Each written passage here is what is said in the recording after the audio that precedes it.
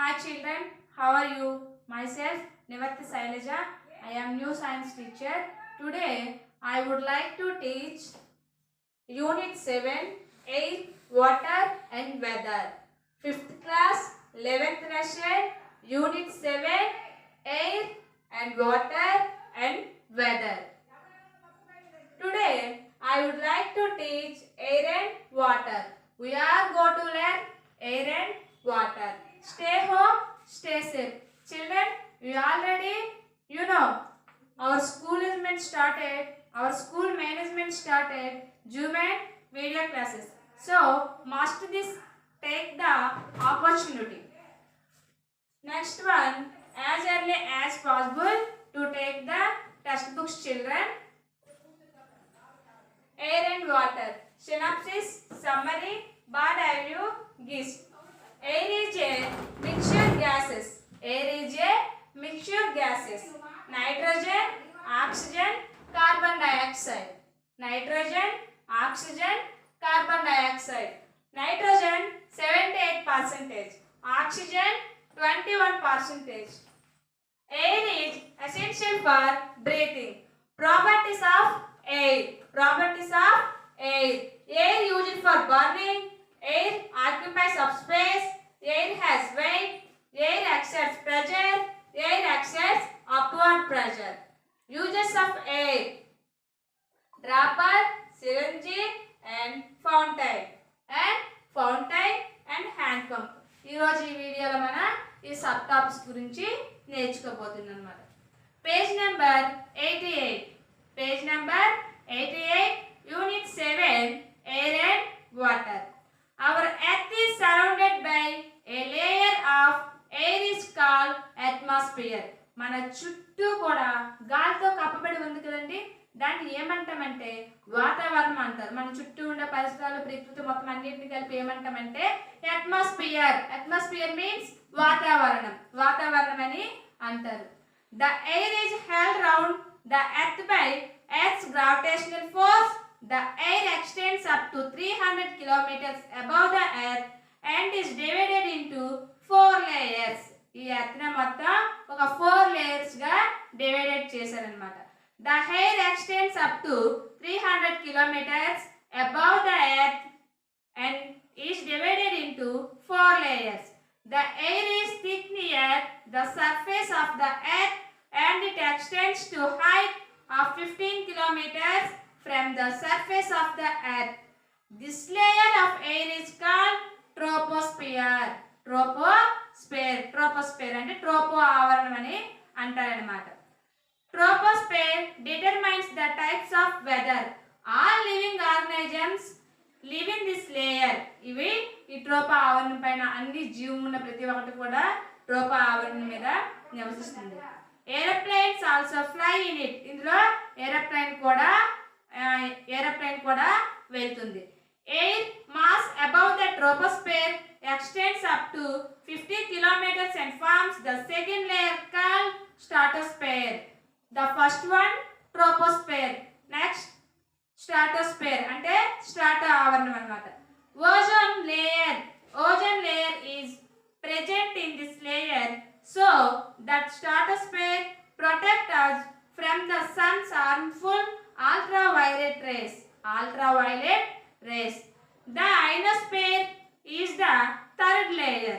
From above the stratosphere, exosphere is the outermost layer of the atmosphere. మొత్తం 3 వాతావరణాలుగా విభజించేవారు. అది ఒకటి ట్రోపో ఆవరణం, స్ట్రాటో ఆవరణం, అయనో ఆవరణం అన్నమాట. ట్రోపో ఆవరణం మీద ఏరోప్లేన్స్ కూడా వెళ్తూ ఉంటాయి. అలాగే next one ozone layer is present in this layer stratosphere. ఇందులో అల్ట్రావైలెట్ రేస్ అనేవి పడకుండా మనకి ఈ స్ట్రాటో ఆవరణం అనేది కాపాడుతుంది. అయినో ఆవరణంలో మనకి థర్డ్ లేయర్ అన్నమాట. ఇది థర్డ్ లేయర్ ఏమంటామంటే అయినోస్ఫియర్ అంటారు. The air becomes thinner and thinner as we go higher and higher from the surface of the earth. Mountaineers wear oxygen masks and they climb high peaks where oxygen is less in the air. Absence of the air felt in space and underwater. Therefore, the spaceman and drivers carry air breathing. చూసారా, మనం ఎప్పుడైనా swim చేసేటప్పుడు కానీ, సముద్రంలో swim చేసేటప్పుడు కానీ, లేదా అట్టడుగు ప్రాంతాలకు వెళ్ళేటప్పుడు కానీ, అలాగే పైకి అంతరిక్షంలోకి వెళ్ళేటప్పుడు, అలాగే మౌంటైన్స్ పైకి వెళ్ళేటప్పుడు కూడా ఇలా వెళ్ళేది కొద్దీ ఆక్సిజన్ అనేది మందంగా, అంటే ఆక్సిజన్ అనేది తగ్గిపోతుంది అనమాట. మనకు అప్పుడు ఆక్సిజన్ లేకపోతే మానవుడు జీవించలేడు కదా. మానవుడు జీవించాలంటే తప్పనిసరిగా ఏం ఉండాలి? ఆక్సిజన్. ఏముండాలి? ఆక్సిజన్. అది గాలిలో ఆక్సిజన్ ఎంత పర్సెంటేజ్ ఉంటుందంటే 21% ఉంటుంది. అటువంటి ఆక్సిజన్ కావాలంటే పైకి వెళ్ళే కొద్దీ లేదా భూమి లోపల కొన్ని వాటర్లోకి గట్రా వెళ్ళేటప్పుడు ఆక్సిజన్ అనేది అవసరం అంట. అలాంటప్పుడు వీళ్ళు ఏం చేస్తారంటే ఆక్సిజన్ సిలిండర్స్ అనేవి వీటి వెనక పెట్టుకొని వెళ్తారనమాట. The next one, composition of air. Air is mixture of gases. గాలిలో అనేక వాయువులు ఉంటాయి. The main gases present in the air, nitrogen 78% and oxygen 21%. Animals and plants need nitrogen in their bodies as protein. Living beings cannot use this gas directly from the air. Plants and nitrogen from the bacteria in the soil. Animals take nitrogen from plants. Oxygen is needed by all living things for breathing. It is also needed for burning a fire. Carbon dioxide is present in a small quantity in the air. Green plants make their food from carbon dioxide and water in the presence of sunlight. This process is called photosynthesis. గాలిలో అనేక వాయువుల మిశ్రమం ఉంటుందన్నమాట. ఏ వాయువులు అంటే గాలిలో oxygen, nitrogen, carbon dioxide, ఇవే కాక కొన్ని జడ వాయువులు కూడా గాలిలో ఉంటాయి అన్నమాట. తర్వాత యానిమల్స్ అండ్ ప్లాంట్స్. ఈ యానిమల్స్కి, ప్లాంట్స్కి నైట్రోజన్ అనేది చాలా అవసరం అనమాట. నైట్రోజన్ అనేది చాలా అవసరం. మొక్కల ద్వారా, అదే ఈ నైట్రోజన్ మనం డైరెక్ట్గా యూజ్ చేయమన్నమాట. మొక్కల ద్వారా, జంతువుల ద్వారా ఈ నైట్రోజన్ని యూజ్ చేసుకుంటారు అన్నమాట. ఆక్సిజన్ శ్వాస కోసం, అంటే ఆక్సిజన్ పీల్చడానికి ప్రతి జీవరాశికి కూడా, ప్రాణం ఉన్న ప్రతి జీవికి కూడా ఆక్సిజన్ అనేది చాలా అవసరం. Next turn the page 89. Other gases like neon, argon, krypton, helium, ozone and hydrogen are also present in the air. Neon and argon produce orange glow in electric tube light, which are displayed in advertisement. These lights are called neon lights. These lights are called neon lights. In addition to these gases, air also contains variable amount of water vapor. Excess of water vapor in the air makes humidity. Amount of water vapor present in the air is called humidity. Most of the weather conditions depend the presence of water vapor. Water vapor. Air is essential for breathing. All living beings like plants, animals and human beings breathe air. We breathe in air to get oxygen. Animals also breathe in air. Animals that live in water take in oxygen that dissolved in water. చూడండి, all living beings అంటే ప్రాణం ఉన్న ప్రతి జీవి కూడా, plants అయితే ఏమి, animals అయితే ఏమి, ప్లాంట్స్, యానిమల్స్. ప్లాంట్స్ అనేవి కార్బన్ డైఆక్సైడ్ని పీల్చుకొని మనకి ఆక్సిజన్ ఇస్తాయి అన్నమాట. ఈ ప్లాంట్స్, యానిమల్స్, హ్యూమన్ బీయింగ్స్కి గాలి అనేది చాలా అవసరం. We breathe air to get oxygen. మనము ఆక్సిజన్ని పీలుస్తాం. మనం అందరం ఆక్సిజన్ పీలుస్తున్నామా లేదా? వెరీ గుడ్, మనం అందరము ఆక్సిజన్ని పీలుస్తున్నాం. Animals also breathe in air. అలా జంతువులు కూడా గాలి పీలుస్తాయన్నమాట. Animals that live in water take in oxygen. Animals కూడా జీవించడానికి ఆక్సిజన్ అనేది అవసరం. For example fish. When we breathe, we take fresh air in. This is called inhaled or inspired air. The air we breathe out is called exhaled and expired air. The inhaled air contains more oxygen, which is taken by blood in lungs. Carbon dioxide from the body is given out with exhaled air. Exhaled air contains more carbon dioxide and it is also warmer than inhaled air. మనం బేసిక్గా ఏం చేస్తాం, గాలిని పీల్చుకుంటాం కదా, గాలి పీల్చుకోవడాన్ని ఏమంటామంటే శ్వాసించడం అంటారు. దాన్ని ఏమంటారు, శ్వాసించడం. ఉచ్ఛ్వాస నిశ్వాస, గాలిని పీల్చుకోవడం మరియు గాలిని విడిచిపెట్టడం అంటారు. దీన్నే మనము ఇన్హేల్ ఎక్స్హేల్ అని అంటారు. Properties of air. Air is used for burning. Air contains less amount of oxygen and more amount of nitrogen. Oxygen helps in burning. It is called the active part of air. Nitrogen does not help in burning. It is called the inactive part of air. When an object burns in the air, only 1/5 parts of air are used in burning. The remains parts of air does not help in burning. The parts in oxygen that helps in burning and parts in nitrogen. The inactive part of air, this can be shown by the experiment. Take a tub with water. ఒక టబ్ని తీసుకుని అందులో వాటర్తో నింపాలి. Place a lighted candle in the center of the tub. టబ్బులో ఒక మధ్య భాగాన వెలిగిస్తున్న కొవ్వొత్తును అనేది మనము పెట్టాలన్నమాట. Keep a jar inverted over the candle. Note the water level in the jar. After some times the flame of the candle goes off and water enters in the jar occupies 1/5 of its space. This shows that when a thing burns in air, 1/5 part of the air is used up for burning. చూడమ్మా ఈ experiment. Look at the picture, page number 90. 90లో first activity చూడండి. ఒక టబ్ని తీసుకుంటాం అనమాట. ఆ టబ్ని వాటర్తో నింపుతాం. వాటర్తో నింపిన తర్వాత వెలుగుతున్న కొవ్వెత్తని తీసుకుని దాన్ని వెలిగించి ఈ టబ్బు మధ్య భాగంలో పెడతాం. పెట్టేటప్పుడు గ్లాస్ని ఏం చేస్తాం, దానికి బోర్లు ఇస్తాం అనమాట. గ్లాస్ని ఏం చేస్తాము, బోర్లు ఇస్తాం. బోర్లించిన వెంటనే కొవ్వొత్తు అనేది వెలిగిపోతుందా ఆగుతుందా? గ్లాస్లోకి వాటర్ ప్రవహించదు కాబట్టి వెలుగుతుంది అనమాట. నిజంగా ఖాళీ గ్లాస్లో గాలి ఉంటుందా ఉండదా? ఉంటుంది. ఏదైనా మండాలంటే దానికి గాలి అనేది చాలా అవసరం కదా. ఖాళీ గ్లాస్లో గాలి ఉంటుంది కాబట్టి మనం పెట్టేటప్పుడు ఆ గాలి అనేది లోపలికి క్రమక్రమంగా లోపలికి వెళ్ళి బుడగలు అనేవి బయటకు వస్తుంటాయి. గాలి బయటకు వెళ్ళి వాటర్ అనేది లోపలికి వస్తుంది అనమాట. అలా క్యాండిల్ కొంతసేపు ఆగి మరి కొంతసేపటికి ఏం పెడితే ఆగిపోతుంది. నెక్స్ట్ వన్ చూడండి. Air occupies space. Take a tub and fill it with water. Take a glass and try to push it upside down into water. The water does not enter into glass. Now the glass and press it. Bubbles of air comes out of the glass and water enters into the glass. Why does it happen? The empty glass is not really empty. It contains air. So, air has come out in the form of bubbles. It plays in occupied by water. Thus we can say air occupies space. అలాగే ఇక్కడ కూడా ఈ activity చూడండి. Look at this picture. ఒక టబ్ని తీసుకుంటాము.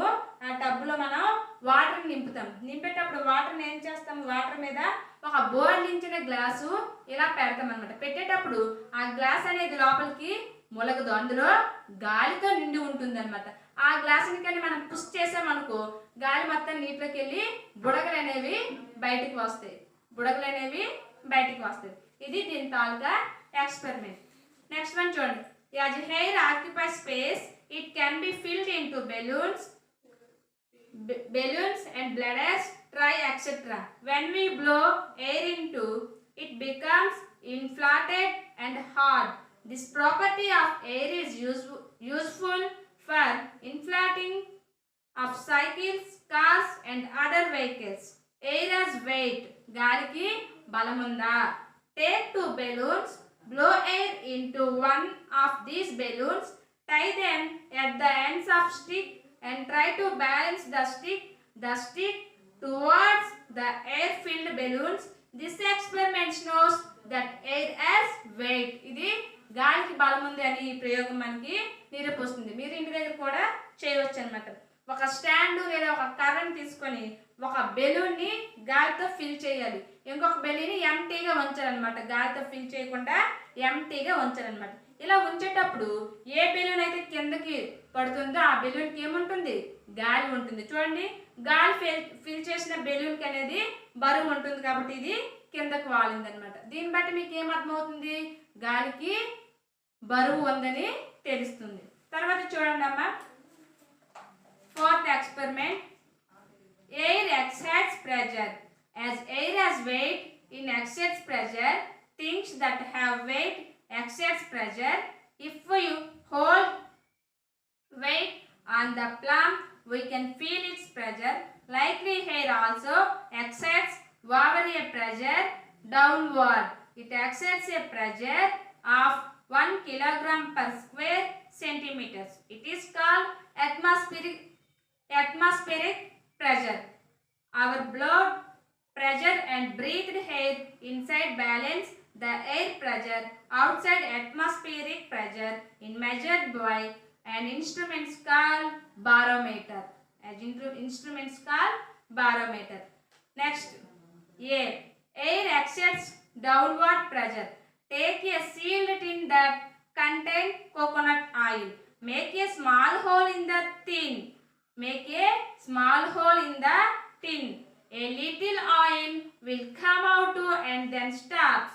Make another hole. The hole will come out with a steady flow. Air enters the tin on hole and exerts pressure on the oil to flow another hole. మన ఒక కొబ్బరి నూనె టిన్నిని తీసుకున్నట్లయితే దానికి ఒక చిన్న హోల్ని పెడతామన్నమాట. హోల్ని పెడితే ఏమవుతుంది? కొబ్బరి నూనె అనేది డ్రాప్ డ్రాప్ డ్రాప్ బయటికి వస్తుంది. దానికి కొంచెం గ్యాప్ ఇచ్చి మరొక హోల్ పెడతామన్నమాట. అప్పుడు ఏమవుతుందంటే ఈ విధంగా ఆ ఆయిల్ బాటిల్లోకి గాలి అనేది ఒక హోల్ ద్వారా ప్రవహిస్తూ ఇంకా హోల్ ద్వారా ఆయిల్ అనేది కిందకి వస్తుంది అన్నమాట. Air exerts upward pressure. Fill a glass with water up to brim. There should be no air bubbles in the glass. Cover the glass with a piece of cardboard. Press the cardboard with your hand and turn the glass upside down. Remove your hand and observe. The cardboard will not fall because the air uses its pressure in an upward direction on the cardboard. అంటే ఇప్పుడు మనం ఒక గ్లాస్ని తీసుకొని గ్లాస్లో పూర్తిగా water అనేది నింపితే ఒక కార్డ్బోర్డ్ ఉంటుంది కదా, ఒక అట్ట మొక్క, ఆ గ్లాస్కి సరిపడా అట్ట మొక్క ఇలా మనం మూత పెట్టుకున్నట్టుగా పెట్టుకుని దాన్ని ఒకేసారి పైనుంచి కిందకి ఇలా మెల్లిగా పెడితే ఆ కింద వాటర్ అనేది ఒలిగిపోవు. అలాగే గ్లాస్ కార్డ్బోర్డ్ అనేది ఆ వాటర్కి గ్లాస్కి అంటి పెట్టుకొని ఉంటుందన్నమాట. ఇది దీని యొక్క experiment. Next one, uses of air pressures in daily life. We can various types of instruments in our daily life. Most of this work by air pressure. Fountain pens, droppers, syringe, lift pumps, siphon, etc. work by air pressure. As pressure of air makes liquid move. Fountain pen. Fountain pen has a rubber tube inside. When it is pressured, air is pushed out. Ink from the bottle is pushed into tube by air pressure. అలాగే మనము ఒక టబ్ని తీసుకొని అందులో వాటర్తో నింపుదాం అన్నమాట. వాటర్తో నింపి ఒక పెన్నుని పెడతాం అన్నమాట. పెన్నుని పెట్టేటప్పుడు ఇలా టిక్ టిక్ పెన్ ఉంటుంది చూడండి, ఆ పెన్ను ఇలా వాటర్లో పెట్టిన తర్వాత ఒకేసారి అందులో ఉన్న గాలి అనేది బయటకు వస్తూ గాలితో పాటు ఇంక్ కూడా బయటకు వచ్చి టబ్ మొత్తం ఇలా ఇంక్ వాటర్లా మారిపోతుంది అనమాట. అంటే దీన్ని బట్టి ఇందులో కూడా గాలి ఉందని మనకి నిరూపిస్తుంది. Dropper. On pressing the rubber tube of a dropper, in escape out through the liquid as bubbles. When the bulb is released, air pressure forces the liquid to enter the dropper. దీని dropper అంటే ఏంటి? మీకు చిన్నప్పుడు polio చుక్కలు వేసేటప్పుడు కానీ లేదా చిన్నపిల్లలకు డ్రాప్స్ వేసేటప్పుడు కానీ ఈ డ్రాపర్ని యూజ్ చేస్తారన్నమాట. ఈ డ్రాపర్ని ఏ విధంగా యూజ్ చేస్తారంటే చూడండి, ఒక ఇంక్ బాటిల్లో డ్రాపర్ పెట్టి ఇలా పుష్ చేసామనుకోండి, అందులో గాలి ఉంటుంది అనమాట. ఆ గాలి బయటకు వెళ్ళి ఈ లోపల ఇంక్ అనేది ఆ డ్రాపర్లోకి వస్తుంది అనమాట. ఇలా వచ్చేటప్పుడు డ్రాపర్లో కూడా గాలి ఉందని తెలుస్తుంది. తర్వాత సిరంజి. When the plunger is pushed inside, air inside is forced out. When the plunger is pulled out, air pressure pushes the medicine into an empty space of syringe. ఈ సిరంజిలో స్పేస్ గాలితో ఉంటుంది అనమాట. మనం ఇలా పుష్ చేసేటప్పుడు ఏదైనా మెడిసిన్ కానీ మనము సిరంజితో ఎక్కించేటప్పుడు బుడగలు అనేవి వస్తాయి. ఎందుకంటే అందులో గాలి ఉంది. ఆ గాలిని బయటకు తీస్తే మెడిసిన్ లోపలికి తీసుకుంటుంది అనమాట. అదేవిధంగా దీంట్లో కూడా గాలి ఉందని అర్థమవుతుంది. Next one, hand pump. A hand pump works on the same principle as that fountain pen.